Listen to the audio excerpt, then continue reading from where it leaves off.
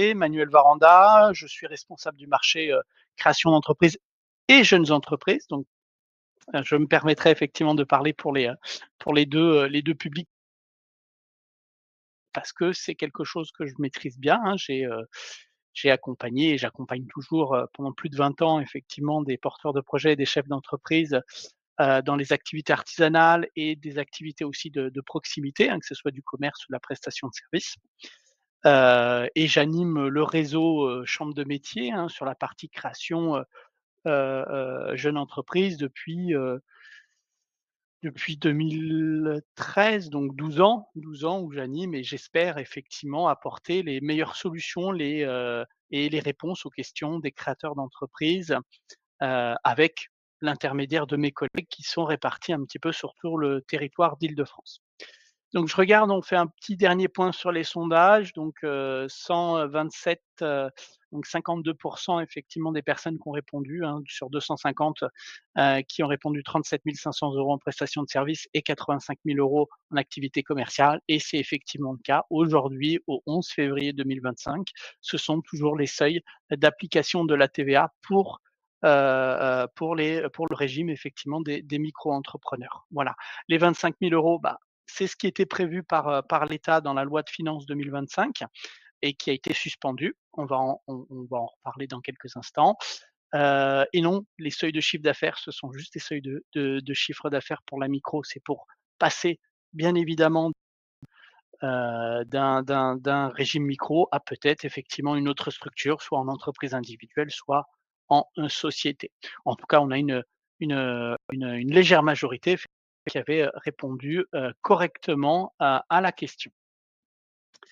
Donc je passe effectivement sur la slide, suivante. Rapidement, on va parler un petit peu de pourquoi ce webinaire particulièrement là, à cette date-là et je pense que là, vous le savez tous si vous êtes présents, c'est que vous avez bien évidemment, vu les actualités, qui sont passées. On parlera effectivement de la TVA et des micro-entrepreneurs, un petit peu comment ça fonctionne. Et justement, on verra en 3e point, bah, qu'est-ce qui se passe réellement, concrètement pour vous, si jamais vous dépassez les seuils? Et on verra qu'il y a un principe de facturation, de déclaration de TVA et peut-être de suivi de l'activité, et il ne faut pas l'oublier. On verra après le principe de fonctionnement de base de la TVA pour ceux, qui connaissent moins ou qui auraient oublié puisqu'ils sont, depuis, quelque temps en micro et qui n'ont pas forcément besoin de l'appliquer. Donc on verra un petit peu comment ça fonctionne et on terminera un petit peu par, comment on se prépare, justement si les choses évoluaient dans le temps et il faut se dire effectivement que, il y a des chances que ça évolue donc il faut être prêt, parce qu'une évolution, heu, on a tendance à les voir soit négatives, soit positives, et nous dans l'artisanat et dans les activités de proximité, hein, que ce soit le commerce ou les petites entreprises, libérales, prestataires de services, bah, il faut voir le côté positif. Il y a des choses qui peuvent être intéressantes, même s'il y a des applications et des lois gouvernementales qui peuvent apparaître dans un premier temps un peu délicates. Il faut en tourner, il faut en prendre effectivement la partie, optimiste de la chose. Alors je regarde effectivement, heu voilà, donc hein, la limite de prestation, limite de vente de marchandises. Oui, on pourra en reparler de tout ça, donc on avance. Effectivement, je vois qu'il y a quelques questions, et on pourra, passer. Donc effectivement, aujourd'hui, heu, selon l'État, pourquoi, il y a eu réforme ou pourquoi ils ont tenté effectivement la réforme de la franchise de TVA? Alors l'explication effectivement de l'État, c'était, diminuer la concurrence bien évidemment entre les professionnels. Mais en même temps, effectivement, même s'il y avait ce changement de TVA, il n'y avait pas de changement sur le principe même, des régimes fiscaux et sociaux, micro-entreprises.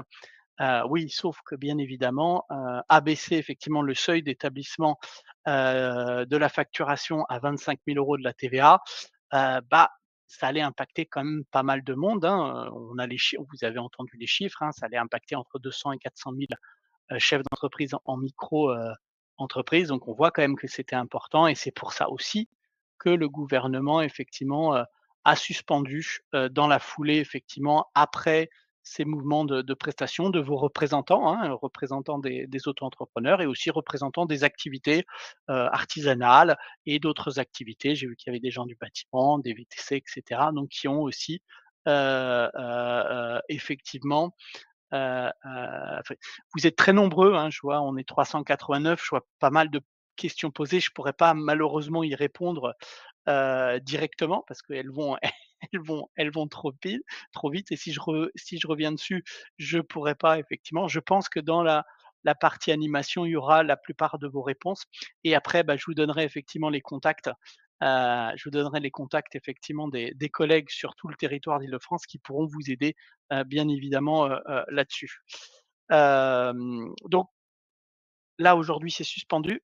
Attention, suspendu, mais ça veut dire que, bah, il y a des discussions qui sont engagées entre Bercy, les parties prenantes. Les parties prenantes, hein, c'est les organisations patronales, hein, les syndicats auto-entrepreneurs ou et les grosses, structures patronales dans des activités effectivement où il y a beaucoup de micro-entrepreneurs, donc qui sont en négociation avec l'État et avec Bercy, notamment.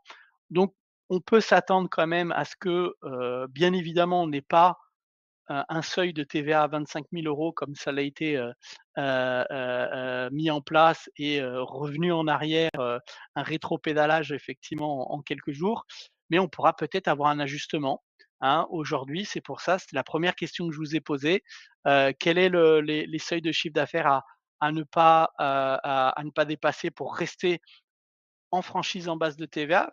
Ou on peut le lire autrement, quels sont les seuils quand on les dépasse où on doit appliquer effectivement la facturation de la TVA? Bah, c'est bien sur 85 000 € pour une activité commerciale ou artisanale, en tout cas quand il y a revente, hein, bien évidemment et prestation de service artisanale 37 500 €. Alors, bien évidemment, on peut appliquer les 2, un seuil quand on a une activité effectivement. J'ai vu rapidement passer la question, donc je la prends en route, on va dire. Bien évidemment, on a effectivement toute la partie commerciale, achat, revente et tout ce qui va être restauration à 85 000 € pour le seuil effectivement de franchise de TVA. C'est le même fonctionnement que le seuil de chiffre d'affaires, hein, pour les micros, et prestations de services. Donc quand il y a de la main-d'œuvre, hein, quand vous faites de la main-d'œuvre, il faut appliquer effectivement sur la partie main-d'œuvre les 37 500 €. Voilà, et donc c'est quand il y a revente effectivement de marchandises ou de produits qui ont une certaine valorisation. Ah voilà, si on prend un exemple, j'ai vu passer, c'était le bâtiment, de la peinture. Bah, la peinture effectivement, on revend la peinture, ça intre c'est pas que de la fourniture, c'est vraiment un produit qu'on revend, donc on est bien sur, le seuil de 85 000 €. La prestation de service qui veut qu'on va peindre effectivement le mur par exemple, c'est bien une prestation de service et là, on applique effectivement la TVA quand on aura dépassé 37 500 € effectivement de chiffre d'affaires en prestation de peinture. Voilà, j'espère avoir été clair sur ce, point-là. Oui, le photographe, oui, on est en prestation, de service, tout à fait. Concrètement aujourd'hui, comment fonctionne la TVA pour vous micro, entrepreneurs? On l'a dit, chiffre d'affaires effectivement, seuil limite 85 000 €, 37 500 € avec une petite particularité, vous l'avez peut-être entendu ou vous l'avez peut-être vu maintenant avec les actualités, il y a ce fameux seuil majoré de 93 500 € et 41 250 € pour les prestations de services.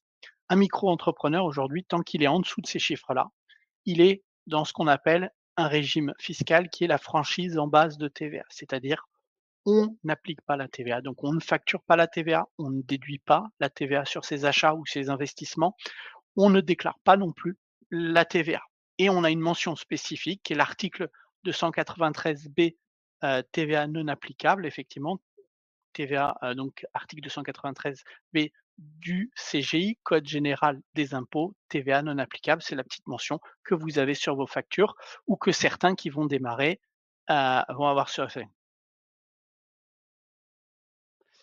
Donc je vois, ça veut dire quand on fait achat, revente et services, est-ce que c'est cumulable? Non, c'est pas cumulable. C'est à l'intérieur des 85 000 €. Il faut que la partie 37 500 € effectivement soit pas dépassée au niveau de la prestation de service. C'est comme le seuil de chiffre d'affaires. Exactement le même fonctionnement. Les achats sont réalisés en TTC, effectivement, comme on dit, on ne récupère pas, la TVA et normalement, on a une gestion simplifiée, c'est-à-dire qu'aujourd'hui, un micro-entrepreneur, il a un livre d'achat à mettre en place, éventuellement un livre de recettes s'il a une activité commerciale, et il n'a pas de bilan à présenter effectivement en fin d'année à l'administration fiscale.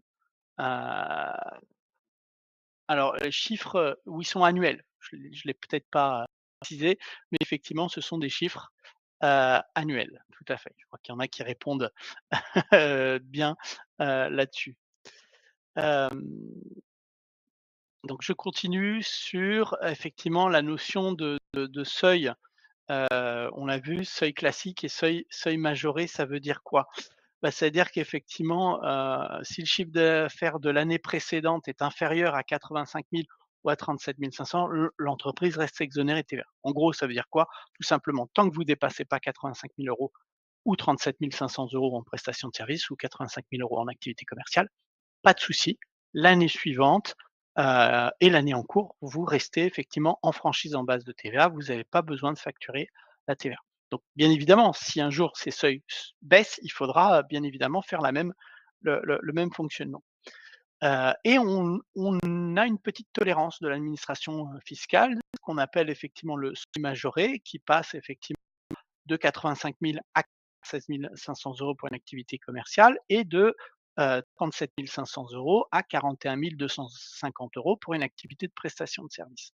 Et là, effectivement, si l'année précédente, ou l'année en cours, si vous démarrez effectivement, bah, vous dépassez les 85 000 ou les 37 500 € ou cumulez, les 2, mais toujours inférieur au niveau commercial à 93 500 € et toujours inférieur à 41 250 € au niveau prestation de service, bah, vous restez en franchise en base de TVA pendant que vous dépassez et pendant que vous faites appliquer ce petit seuil de tolérance.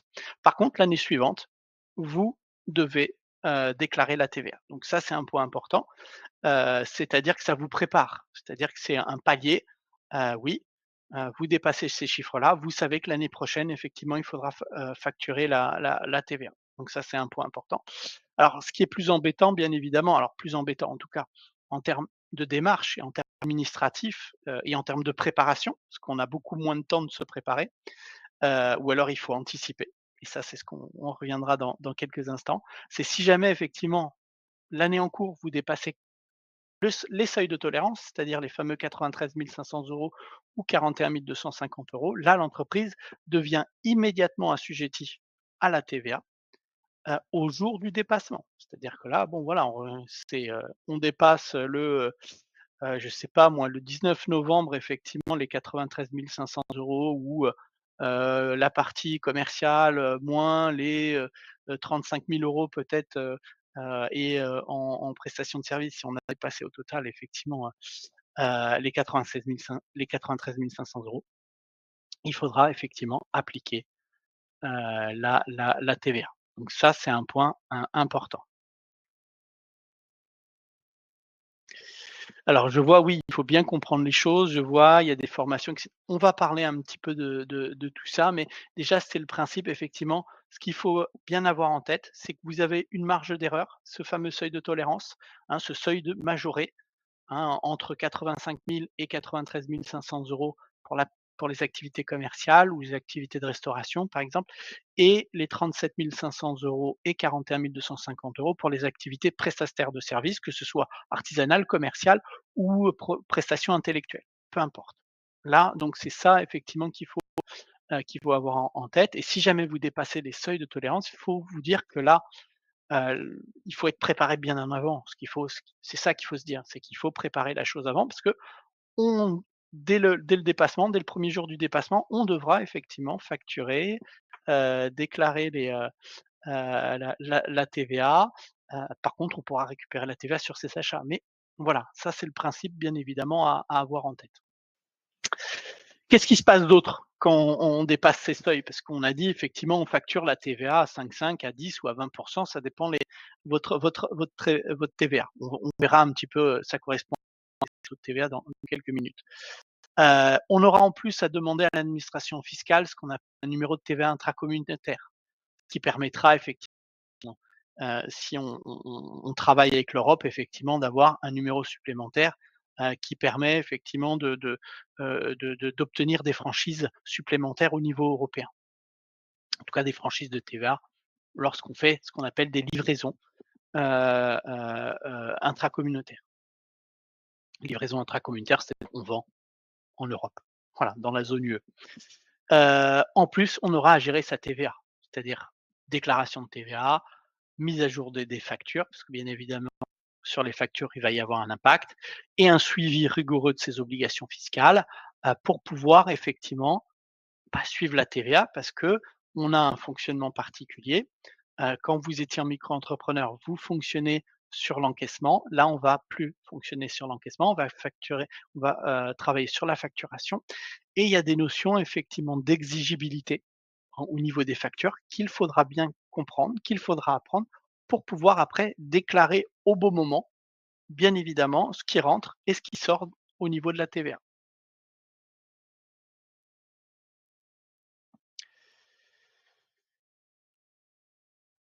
Et donc effectivement sur la facturation, ça se traduit comment dans mon quotidien? On va peut-être parler de la partie économique ou de la partie effectivement, rentabilité. Quelle stratégie en matière de prix pour rester rentable avec de la TVA? Vous avez bien, compris le régime, je ne vais pas vous l'apprendre, la plupart vont l'appliquer, ou pour certains qui vont créer en micro, j'espère effectivement que vous avez, déjà eu quelques informations effectivement sur ce régime micro-là. Ce régime, le principe, c'est que vous payez des charges sociales et vous payez des impôts en fonction d'un calcul particulier de l'État qui prend en compte votre nature d'activité et qui, par rapport à cette nature d'activité, qu'elle soit artisanale, prestation de services, artisanale, activité commerciale ou prestation de services indépendante, vous avez un taux de cotisation sociale et un taux d'impôt qui est appliqué directement au chiffre d'affaires. Ça veut dire simple, tout simplement, ça veut dire qu'effectivement, l'État, quand vous êtes micro-entrepreneur, ne va pas regarder combien vous avez gagné réellement, et il aurait du mal de toute façon à regarder combien vous gagnez, réellement, parce que de toute façon, il n'y a pas de comptabilité. La plupart ne font pas appel à un comptable pour faire, bien évidemment, une comptabilité, et il n'y a pas de bilan produit en fin d'année. Ce que vous faites, et ce que certains feront quand ils seront en micro, c'est de déclarer du chiffre d'affaires, et ils travaillent directement sur le chiffre d'affaires. Donc on ne prend pas en compte l'ensemble des charges et notamment les charges sociales. Le système fait que, normalement, ce régime doit être intéressant pour vous, micro-entrepreneurs, parce que vous avez moins de frais, vous avez moins de frais comptables, vous avez, moins de frais, et vous ne mettez pas de la TVA supplémentaire sur la facture, et c'est d'autant plus intéressant pour les clients particuliers parce que, bien évidemment, logiquement, il n'y a pas, de TVA à ajouter, que vous devriez collecter pour l'État. Alors qu'est-ce qui se passe effectivement si un jour vous dépassez le seuil et que vous deviez appliquer de la TVA? Il y a 2 possibilités, soit vous répercutez la TVA sur le prix, et là c'est un risque client parce que, bien évidemment, le client qui va se voir une augmentation de 20 d'un coup, ou de 10 ou de 5,5 en fonction des cas de figure, bah, alors qu'il était habitué à payer un certain prix, bah, ça peut être effectivement moins intéressant. Ou vous allez absorber vous-même la TVA, c'est-à-dire que vous allez réduire automatiquement votre marge, c'est-à-dire que vous facturez au même prix, mais sauf que vous allez devoir verser 20, 10 ou 5,5 à l'État de ce prix-là. Attention, même si c'est transparent pour le client, pour vous, au niveau du revenu net, il y aura un impact. Rappelez-vous, vous avez toutes vos charges, toutes vos charges sociales également. Si effectivement vous perdez en plus 20 ou 10 ou 5,5 par rapport à vos calculs classiques, vous risquez effectivement de plus être rentable ou d'être beaucoup moins rentable, et l'activité économique beaucoup moins intéressante, pour vous. Alors, il peut y avoir un autre calcul, c'est, qu'aujourd'hui effectivement votre rentabilité est supérieur. Par exemple, si un taux de TVA à 20 est supérieur à 20 et vous pourriez absorber effectivement. Mais la rentabilité en prendrait un coup, c'est-à-dire que vous gagneriez moins, même si vous gagneriez toujours, vous gagneriez moins qu'au départ. Donc ça, c'est effectivement un point à avoir, en tête et vous avez un petit exemple, hein, que je vous ai donné, hein. Si on partait sur les fameux 25 000 € que l'État, souhaitait mettre en place, bah, si admettons que vous faisiez 35 000 € de chiffre d'affaires, peu importe là la nature de l'activité, bah, il y aurait, 7 000 € de TVA effectivement, sur ces 35 000 €, il y aurait 7 000 € de TVA. Donc le revenu n'est plus que, de 24 000 € soumis au prélèvement de 23. Un revenu net de l'activité, en tout cas chiffre d'affaires effectivement, parce qu'après, bien évidemment ce qui revient dans votre poche, c'est moindre. Mais donc ça veut dire que 24 000 €, il faut enlever toutes les autres charges, dont les 23. Ça a un impact effectivement non négatif. Pour la rénovation de BTP, c'est 20 ou 10. Eh ben, on va y venir, assez rapidement, hein. C'est une bonne, c'est une bonne chose. Alors, ta, hop, hop, hop, je remets le chat. Heu, Autre point, on a vu la partie économique. Qu'est-ce qui change? C'est ce qu'on vous l'a dit, la facturation. Vous auriez une facture classique comme une entreprise lambda, où vous avez le fameux numéro de TVA intracommunautaire. La suppression de la mention, l'article 293 B du code général des impôts, TVA non applicable, hein, comme on l'a évoqué tout à l'heure. Donc ça, cette mention n'apparaît plus et par contre, il y a d'autres mentions, les mentions liées à la TVA qui apparaîtraient, hein, parce que jusqu'à maintenant, on n'était qu'en hors taxe, mais il y a du TTC qui pourrait apparaître. Alors là, sur cette facture, c'est en bas. Ça peut être une colonne à gauche où on est du TTC, ça dépend effectivement comment la facture est créée ou quel logiciel vous utilisez, mais sur le principe, effectivement, bah, il y aura la mention et les ou le taux de TVA applicable, parce que des fois, on peut avoir des taux de TVA, différents en fonction des cas de figure. Donc voilà, il y a concrètement, il y a un changement effectivement au niveau de l'application de la TVA. Ben, vous allez faire une facture spécifique, classique, comme une entreprise, lambda. Ça correspond à quoi les 23? Alors les 23, c'est grosso modo, les charges sociales. Ça dépend effectivement des activités, hein, il y en a qui sont effectivement à 21 virgule 2 ou 3, je crois. On va le revenir, je dois les avoir. Alors, est-ce que je les ai mis là? Je les ai mis ici, voilà. Donc on a fait 23. Très certainement dans le cas de figure, 23, c'est les 21,2 de prestations de services commerciales ou artisanales et les 1,7, donc ça doit être de l'artisanat, 1,7 d'impôt sur le revenu lié effectivement au prélèvement libératoire forfaitaire. Donc ça nous fait le 23, hein. Après, certains n'ont pas le prélèvement libératoire, donc ça c'est l'impôt sur le revenu. Beaucoup prennent le prélèvement, libératoire forfaitaire, donc on ajoute l'aspect fiscal à l'aspect social, donc bien évidemment l'impôt sur le revenu avec bien évidemment les prélèvements, sociaux.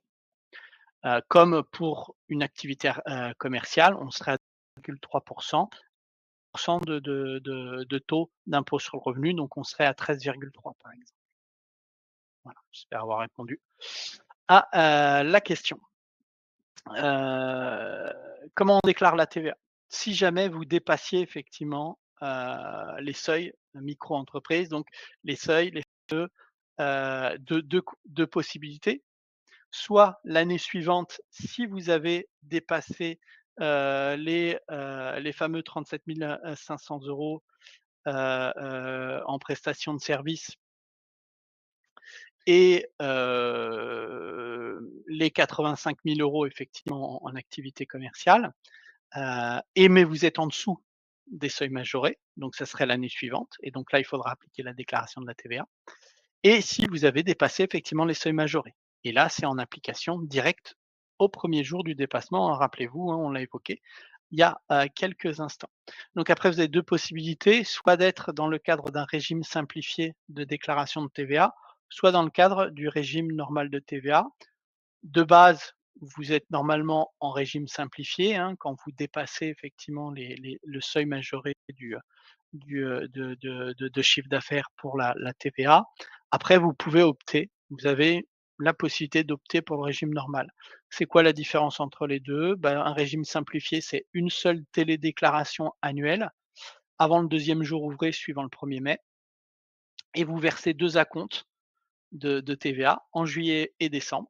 On peut même avoir une seule on peut même avoir un seul dépôt unique annuel avec paiement annuel effectivement quand on est en dessous de 1 000 € de TVA, à devoir à l'État. C'est-à-dire qu'entre la TVA que vous collectez pour le compte de l'État et la TVA déductible de vos achats, vous avez moins de 1 000 € sur l'année effectivement à donner à l'État. Il peut y avoir quelques activités de prestataires de services où il y a un petit chiffre d'affaires, on pourrait être dans ce cadre de figure-là. Sinon les autres, bien évidemment, normalement, seront plutôt sur une déclaration annuelle avec paiement d'acompte en juillet et décembre. Maintenant, vous pouvez aussi, parce que vous vous dites que mon activité, bah, commence à générer un peu de flux et parce que vous voulez, peut-être suivre votre activité un peu plus finement également, vous pouvez opter de vous-même pour une option pour le régime normal et là, vous avez une déclaration mensuelle, tous les mois à faire avec un paiement mensuel, derrière. On peut même opter pour une déclaration, un paiement trimestriel en fonction des chiffres d'affaires, évoqués. Donc, vous voyez la différence par rapport à un micro-entrepreneur où sur la TVA, vous n'aviez rien à faire à part mettre la mention spécifique sur votre facture. Le jour où vous dépassez les seuils, donc là, vos seuils sont assez, peuvent être considérés comme élevés, notamment pour l'aspect, commercial. Si effectivement un jour il y a un abaissement, alors certainement pas à 25 000 € parce que l'État a bien compris, ils sont revenus dessus et il y a négociation, mais il y aura peut-être un ajustement, on sera peut-être entre les 2, hein, peut-être pas cette année, peut-être l'année prochaine, hein, donc voilà, vous aurez certainement peut-être un petit temps de préparation et c'est pour ça qu'on a mis en place ce webinaire, c'est pour commencer que vous commenciez effectivement à vous préparer à éventuellement, justement cet abaissement des seuils, qui sera jamais au niveau effectivement de 25 000 €. Après on peut jamais dire jamais, mais a priori, pas tout de suite. Mais avec les négociations, il est possible qu'ils abaissent effectivement ces seuils de 85 000 et de 37 500 €. Donc peut-être 50, peut-être des vous voyez des peut-être qu'il y aura un terrain d'entente qui sera, trouvé entre, vos organismes professionnels et l'État. Mais en tout cas, il faut bien l'avoir, Norma qui nous pose: «Pourquoi une telle différence entre 37 500 pour les services et 85 000 € pour les activités commerciales?» Tout simplement parce qu'effectivement, un prestataire de service normalement a beaucoup moins d'achats qu'un vendeur. Donc forcément, voilà, il y a moins d'achats. Normalement, il y a, les achats permettent de déduire la TVA bien évidemment sur les ventes. Donc ça compense. Un prestataire service, bah, non, si on avait effectivement la même chose, ça permettrait pas, de faire la différence à ce niveau-là. Donc l la petite différence, elle est là. Alors le principe de TVA, on avait posé la question tout à l'heure, hein, je pense que quelques personnes avaient posé la question, notamment dans le bâtiment, c'est quoi les taux? Effectivement, il y a plusieurs taux de TVA en France. Il y en a même 4. J'en parle de 3 puisqu'il y en a un particulier plutôt pour les médicaments qui est le taux de 2,1. On a un taux effectivement normal à 20 pour la plupart des biens et des services. On a un taux intermédiaire de 10 dans la restauration, hors alcool, produits alimentaires et travaux de rénovation, habitation de plus de 2 ans. Travaux de rénovation qui ne sont pas, faits par des entreprises labellisées, RGE.